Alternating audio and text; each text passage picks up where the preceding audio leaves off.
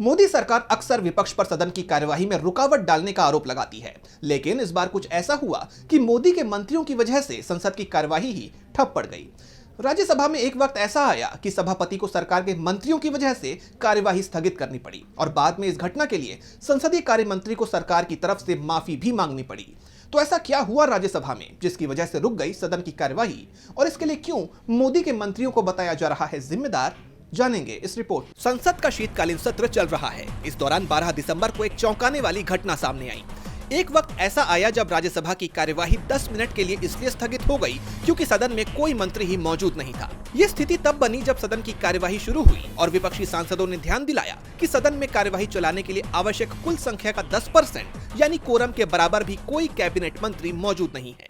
राज्यसभा में विपक्षी सांसदों ने इसे सदन का अपमान बताते हुए तीखी प्रतिक्रिया दी।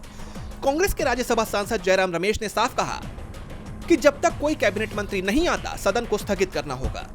विपक्ष के इस आक्रामक रुख के बाद सभापति सीपी राधाकृष्णन ने लगभग 5 मिनट इंतजार किया और फिर कार्यवाही को 10 मिनट के लिए स्थगित कर दिया।